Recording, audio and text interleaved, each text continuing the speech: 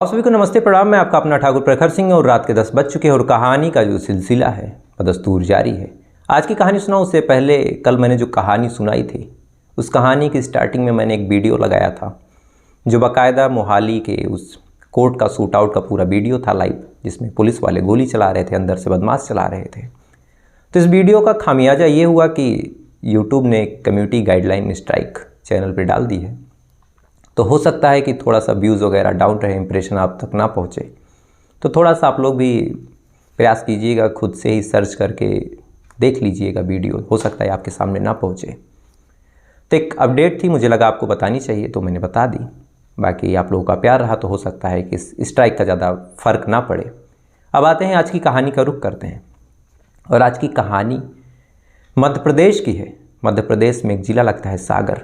आपने सागर के serial killer के बारे में बखूबी सुना होगा कि कैसे वो ड्यूटी कर रहे गार्डों को निशाना बनाता था। बाकायदा मैंने इसकी कहानी सुनाई भी है, अगर आप चाहें तो उस कहानी को सुन सकते हैं। तो आज की कहानी इसी एमपी के इसी सागर ज़िले की एक थाना लगता है अगसौत थाना, और इसी अगसौत थाने में एक गाँव है कठाई गाँव। ये कहानी इसी कठाई गाँव की है। दरअसल 27 तारीख को यानी 27 अप्रैल साल 2023, इसी साल के पिछले महीने की 27 तारीख को इसी कठाई गांव में सुबह सुबह 9 बजे एक लाश मिलती है। अब लाश मिलती है तो फ़ौरन पुलिस वालों को फ़ोन जाता है। पुलिस वाले भाग के उस जगह पे पहुंचते हैं तो पुलिस वाले देखते हैं कि उस लाश का हाथ पांव तौलिए से बांधा गया है। लाश बुरी तरह कुचली हुई है, यानी किसी पत्थर से या फिर किसी भारी चीज़ से कुचल कुचल के मारा गया है। लाश के पास और ज़्यादा कोई चीज़ मिली नहीं। लाश को बारीकी से जब पुलिस वाले चेक करते हैं तो उस लाश के पास से महज एक आइडेंटिटी कार्ड और 100 मीटर दूर 2 जोड़ी चप्पल और जूते और कुछ पॉलीथीन, कुछ पेन और कुछ अलग अलग चीज़ें। अब शुरुआत में ये चीज़ देख के बड़ी हैरानी भी हुई कि एक लाश मिली है, लाश के पास से एक कागज़ मिला, एक आइडेंटिटी कार्ड मिला, लेकिन फिर ये क्या है? 100 मीटर दूर 2 अलग अलग जूते, चप्पल, एक पेन, एक लिफाफे, कुछ और चीज़ें। तो कम से कम सारी चीज़ें तो लाश की नहीं हो सकती। यानी जो कातिल था, जिसने कत्ल किया, उसने कुछ सुराग यहाँ पे छोड़ा ज़रूर है। और सुराग के नाम पे भी क्या, एक चप्पल, एक जूता, कुछ छोटी मोटी पॉलीथीन, और पॉलीथीन भी ऐसी कि ना उस पर कुछ लिखा है, ना किसी जगह का नाम, ना किसी दुकान का नाम। फिलहाल पुलिस वाले उस लाश को कब्जे में लेते हैं, पोस्टमार्टम के लिए भेजते हैं। साथ ही उस पर्ची को जब खोलते हैं तो उस पर्ची में जो कागज़ मिला था, जो आइडेंटिटी कार्ड मिला था, उसमें एक कॉलेज का नाम लिखा हुआ था। और एक कॉलेज था पीजी कॉलेज लैब टेक्नीशियन का। यानी ये जो मरने वाला शख्स था, जो सागर ज़िले में एक पीजी कॉलेज है, उसी कॉलेज का एक लैब टेक्नीशियन था। अब उसके बारे में पुलिस वाले पता करते हैं तो पता चलता है कि इस शख्स का नाम राम किशोर वशिष्ठ है।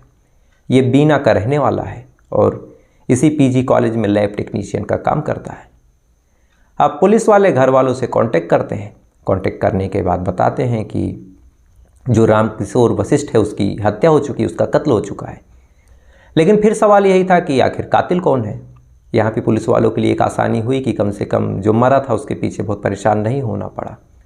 लगभग 8-10 घंटे की छानबीन में, 8-10 घंटे की तहकीकात में कम से कम मरने वाले का तो पता चल चुका था, लेकिन अभी कातिल और मकसद, ये 2 चीज़ें ढूंढना बाकी था।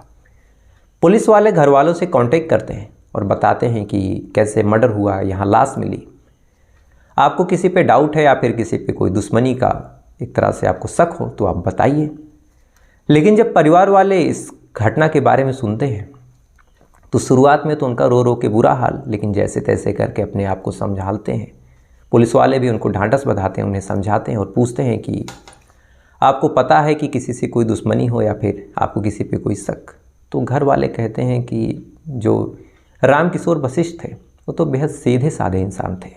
इनकी ना किसी से कोई दुश्मनी थी, ना किसी से कोई रंजिश। टेक्नीशियन का काम करते थे, दिन भर अपने उसी लैब में बैठे रहते थे। लैब में बैठने के बाद जब शाम होती थी तो सारी एंट्री वगैरह फिल करके फिर घर पे आ जाते थे, खाते थे, खाने के बाद सो जाते थे।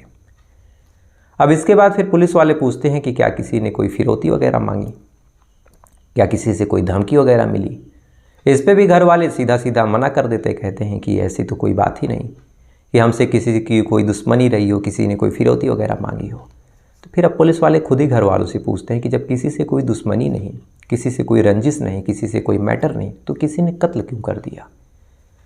अब इस पे घर वाले कहते हैं कि सर ये सवाल का जवाब तो आपको ढूंढना है, आप पुलिस में है।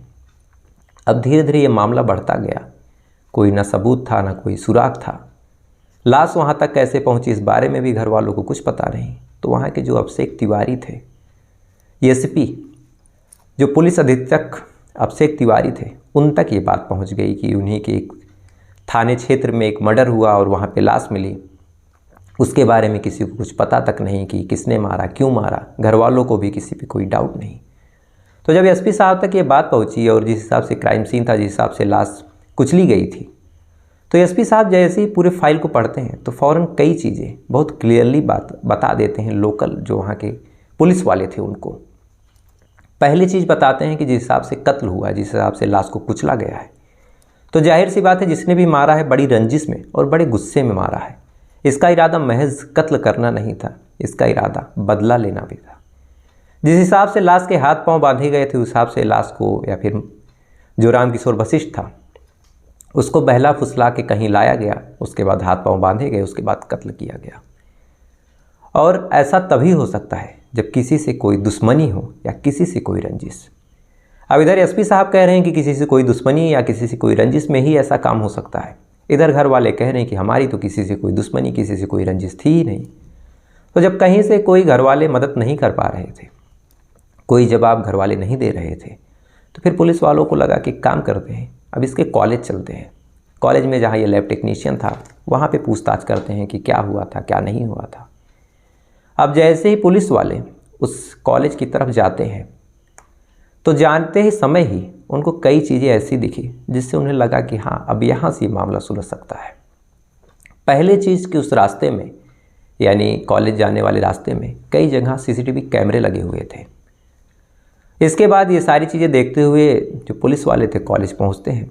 पहुँचने के बाद अलग अलग लोगों से पूछते हैं कि क्या हुआ था, क्या नहीं, किसी को कुछ पता है क्या, कॉलेज में किसी से कोई रंजिश रही हो। आमतौर पर ऐसा होता है कि जो फैकल्टीज़ होती हैं किसी की किसी से कहा सुनी होती रहती है। कॉलेज भी एक परिवार है, वहाँ की फैकल्टी भी एक सदस्य की तरह रहती हैं, तो आए दिन झगड़ा लड़ाई, कहा सुनी, वाद विवाद होता रहता है। तो इस सवाल के बारे में जब पुलिस वाले पूछते हैं कॉलेज में भी, तो वहाँ से भी सेम जवाब कि सर इतने अच्छे थे कि इनकी तो किसी से कोई रंजिश या फिर किसी से कोई कहा सुनी कभी हुई ही नहीं। महज अपने लैब से मतलब रखते थे, लैब का काम करते, काम करके घर पे चले जाते। लेकिन एक बात उन्होंने बड़ी हैरान करने वाली बताई। दरअसल उन्होंने बताया कि 26 तारीख को कोई शख्स आया था और 26 तारीख को ही ये उस शख्स के साथ बाइक से गए थे और 27 तारीख को ये ड्यूटी पे भी नहीं आए।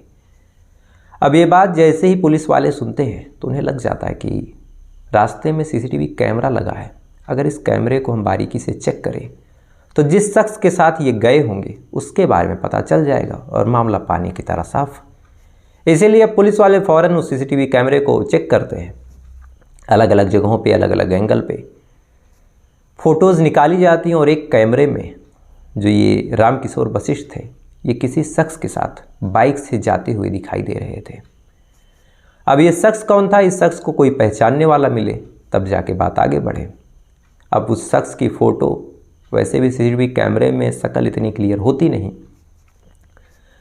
तो अब फ़ोटो लिए पुलिस वाले इधर उधर घूमते रहते हैं। कभी परिवार वालों से पूछते हैं, कभी मोहल्ले वालों से पूछते हैं, कभी किसी और से पूछते हैं। तो काफ़ी लोग चेक करते हैं और चेक करने के बाद एक शख्स बताता है कि ये जो शख्स है ये इसी रामकिशोर वशिष्ठ का पुराना किराएदार लग रहा। कुछ साल पहले जो रामकिशोर वशिष्ठ हैं उन्होंने किराए पे किसी को रखा था और ये शख्स शकल से, बॉडी लैंग्वेज से, डील डॉल से वही किराएदार लग रहा। अब पुलिस वाले पूछते हैं कि अच्छा किराएदार होगा कहाँ, तो इसके बारे में फिर बताते हैं कि ये दूसरी जगह किराए पे रहता है।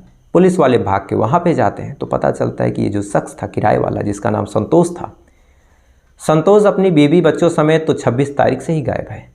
अब पुलिस वालों को लगा कि हो ना हो संतोष इस मामले में ज़रूर इन्वॉल्व है, क्योंकि जिस तारीख को ये कत्ल हुआ, जिस तारीख से रामकिशोर वशिष्ठ गायब था, सेम उसी तारीख को ये भी गायब हो गया। कुछ टाइम पहले किराए का कमरा छोड़ देना, उसके बाद कॉलेज में उसका देखा जाना।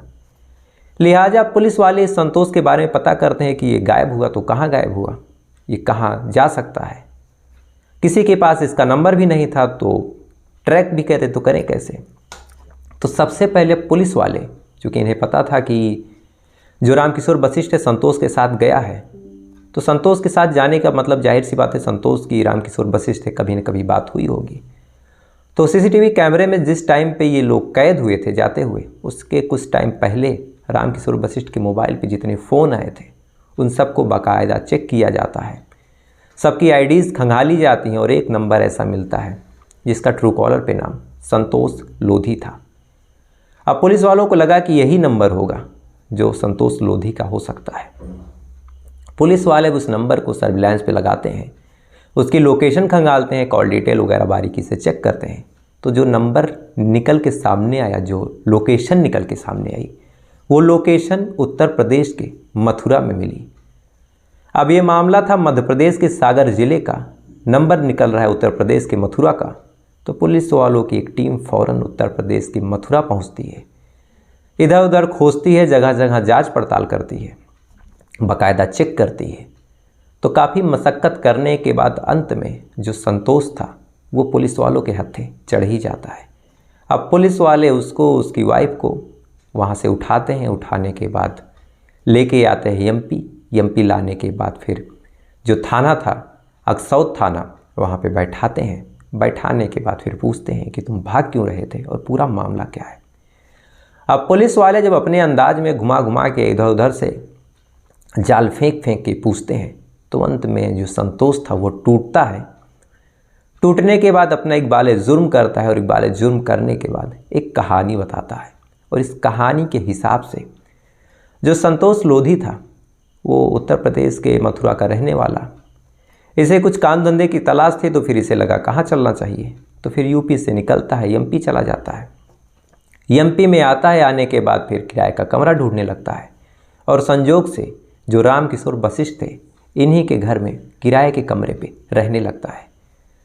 अब संतोष और उसकी वाइफ और उसके बच्चे किराए के कमरे पे रह रहे हैं। संतोष आए दिन काम के सिलसिले में निकल जाता और इसकी ड्यूटी ऐसी थी कि संडे को भी छुट्टी नहीं, लेकिन इधर जो रामकिशोर वशिष्ठ था संडे को इसका कॉलेज बंद रहता, घर पे अकेला। अब रामकिशोर वशिष्ठ इधर घर पे अकेला, इधर संतोष की जो पत्नी वो भी घर पे अकेली। इधर फिर संतोष अपनी पत्नी से एक दिन कहता है कि मुझे कुछ पैसों की ज़रूरत है, कुछ काम आगे बढ़ाना है और काम बढ़ाने के लिए कुछ पैसे की ज़रूरत है। अब किस्मत कहीं से साथ दे जाती, मुझे पैसे मिल जाते तो मामला सही था। और किस्मत से ये बात रामकिशोर वशिष्ठ सुन लेता है। अब जैसे ही रामकिशोर वशिष्ठ ये बात सुनता है, उसके दिमाग में एक बेहद घिनौना ख्याल आता है। अगले दिन संतोष अपने ड्यूटी पे निकल जाता है। संतोष की वाइफ घर पे अकेले, ये दबे पांव उसके कमरे में जाता है। जाने के बाद उसकी वाइफ को एक ऑफ़र देता है और कहता है कि पैसे की ज़रूरत है तो मुझसे ले लो, और घर की हो तो पैसे देने में मुझे कोई दिक्कत नहीं, होगा तो लौटाना, नहीं तो नहीं, मैंने सुन लिया है। अब वाइफ बताती है कि भाई साहब इतनी ऊंची रकम, इतनी बड़ी पैसे की बात है, मैं कैसे आपसे ले लूँ, पता नहीं लौटा पाऊँ या ना लौटा पाऊँ।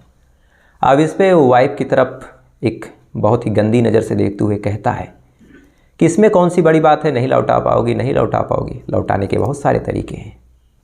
अब वाइफ भी उस इशारे को समझ जाती है और इन दोनों के बीच अवैध संबंध इस्टेब्लिश हो जाते हैं। इधर अवैध संबंध इस्टेब्लिश हुए। अब आए दिन संतोष ड्यूटी पे जाता, घर पे यही लोग, तरह तरह की चीज़ें, तरह तरह की बातें। इधर जब पैसे उसने दिए तो संतोष को भी थोड़ा सा डाउट हुआ कि एक मकान मालिक जो इससे पहले किराए का पैसा नहीं कम करता था, अचानक से इतने इतने पैसे उधार, तो आखिर माजरा क्या है। बहरहाल संतोष अपने काम को निकालता है, उस टाइम इन सब चक्करों में नहीं पड़ता। लेकिन कई बार ऐसा हुआ कि संतोष जब घर पे आता तो देखता कि जो मकान मालिक है रामकिशोर वशिष्ठ, वो उसी कमरे में अक्सर दिखाई देता, अलग ही कंफर्टेबल हो कि उसकी वाइफ से बात करता, अलग तरीके से छूने की कोशिश करता। तो कहीं ना कहीं अब संतोष को भी सारी चीज़ें समझ में आने लगी और उसे लग गया कि उसकी वाइफ और मकान मालिक के बीच अवैध संबंध है। वाइफ को भी समझाता है, कहता है कि संबंध में मत पड़ो, इसका कोई मतलब नहीं है, मेरी बेइज्जती हो रही तो मेरे सामने ही ये सारी चीज़ें कर रही हो। अब वाइफ को समझाता तो है, लेकिन वाइफ मजबूरी का हवाला दे देती है, कहती है कि मैं नहीं करूँगी तो जो पैसे हैं वो देने पड़ जाएंगे। अब पता नहीं वाइफ ये बात सच में बोल रही थी या फिर उसका खुद मन था फेयर लगाने का। तो फिर संतोष को जब कुछ समझ में नहीं आया तो फिर संतोष का कर भी क्या सकता। तो फिर उसे लगा कि काम करते हैं, अब घर ही छोड़ देते हैं, इसके घर पे नहीं रहेंगे तो फिर कोई दिक्कत नहीं होगी।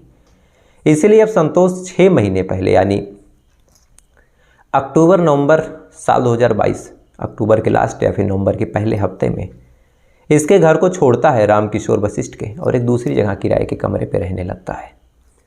अब इधर किराए के कमरे पे वो रहने लगता है, इधर रामकिशोर वशिष्ठ को लगा कि चलो अवैध संबंध के लालच में मैंने पैसे दे दिए, लेकिन अब जब वही चली गई और पैसे भी डूब गए तो मैं तो धन से भी गया, धर्म से भी गया, तो करें क्या।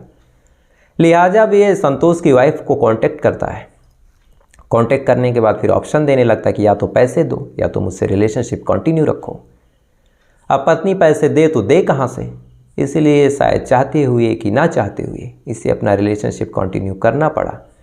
अब आए दिन जो ये मकान मालिक था वो इस नए कमरे के पे आने लगा। अब ये बात संतोष को भी पता चली। संतोष ने फिर अपनी वाइफ से बोला कि इस रिश्ते को ख़त्म करो। वहाँ से शुरू हुआ, अब यहाँ तक भी आ गया।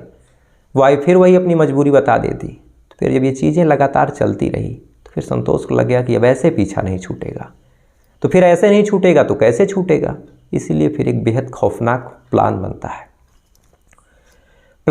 उस प्लान में एक और शख्स जिसका नाम था उदयबान लोधी, उसको भी शामिल किया जाता है। अब संतोष, उसकी वाइफ और उदयबान, ये तीनों लोग शामिल पूरे प्लान में। प्लान पूरा बन चुका था, एग्जीक्यूट करने का दिन मुकर्रर किया जाता है।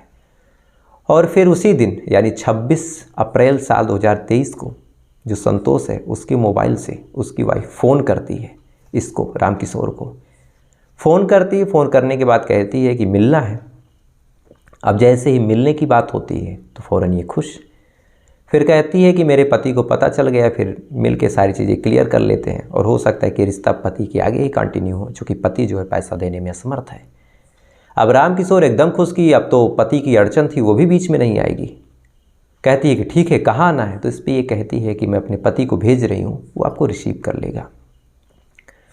अब पति बाइक लेके जाता है, इधर रामकिशोर वशिष्ठ एकदम खुशी मन से बाइक पे सवार होने के बाद फिर उसको लेके ये लोग चलते हैं, पहुंच जाते हैं अगसौत थाना के कठाई गांव में।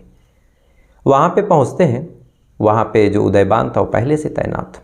पहुंचने के बाद फ़ौरन इसके ऊपर हमला करते हैं। हमला करने के बाद हाथ पांव तौलिए से बांधते हैं। बांधने के बाद पत्थरों से कुचल के कत्ल करते हैं। कत्ल करने के बाद लाश को वहीं छुपा देते हैं। छुपा के वहाँ से 9-2-11 हो जाते हैं। 9-2-11 होते हैं। फिर से रात 10 बजे 26 तारीख को उसी रात को लौट के वहीं पे आते हैं। आने के बाद देखते हैं कि जहाँ इन्होंने छुपाया था उसके पहले जो खेत था उस खेत को किसी ने सींच दिया है। अब खेत पूरा गीला, तो फिर क्या करें। अगर खेत में ऐसे घुसेंगे तो फिर जूते के निशान, ये सारी चीज़ें, मामला फंसने का हो सकता है। इसीलिए अब उदयभान और संतोष अपने जूते चप्पल को थोड़ा पहले ही निकाल देते हैं। निकालने के बाद नंगे पाँव जाते हैं और जैसे ही लाश के पास पहुंचते हैं फ़ौरन किसी का ट्रैक्टर उन्हें दिखाई देता है। अब जैसे ट्रैक्टर देखते हैं तो वहाँ से भागने लगते हैं और भागने के बाद उन्हें मौका ही नहीं मिला कि अब वो जूते चप्पल पहन सके। नंगे पाँव बाइक स्टार्ट करते हैं, बाइक स्टार्ट करके भाग जाते हैं। और सुबह इसी उदयभान और इसी संतोष लोधी का जूता और चप्पल उस क्राइम सीन से 100 मीटर दूर मिला हुआ था। तो इस मामले को जब पुलिस ने सुलझाया, चूँकि बेहद ब्लाइंड मर्डर था, ना कोई सबूत ना कोई सुराग, पुलिस वाले चाहते तो इस मामले को रफा दफा कर सकते थे, चूँकि जो संतोष था वो उत्तर प्रदेश के मथुरा में छुपा हुआ था। लेकिन कहते हैं ना कि पुलिस वाले अगर अपने पे आ जाएं तो सातवें पाताल से भी क्रिमिनल को खोज निकालते हैं। तो फिलहाल ये थी पूरी कहानी। अब आते हैं आज के सवाल पे, जो कल मेरा सवाल था। और कल का मेरा सवाल था कि ऐसा कौन सा फल है जिसमें ना छिलका होता है ना ही बीज होता है। तो इस सवाल का सही जवाब दिया है अवंती होरो जी हैं, विपिन कुमार जी हैं, अकाली गुरसेवक जी हैं और संदीप तिवारी जी हैं और गगन जी हैं और शेखर जी हैं गोवा से, शिवबख्श सिंह जी हैं बाराबंकी से, राघव सिंह हैं, रोहित कुमार जी हैं, भूपेश कुमार कोड़ी जी हैं और विजेंद्र सिंह जी हैं और इजाज शेख जी हैं। इन तमाम लोगों ने सही जवाब दिया।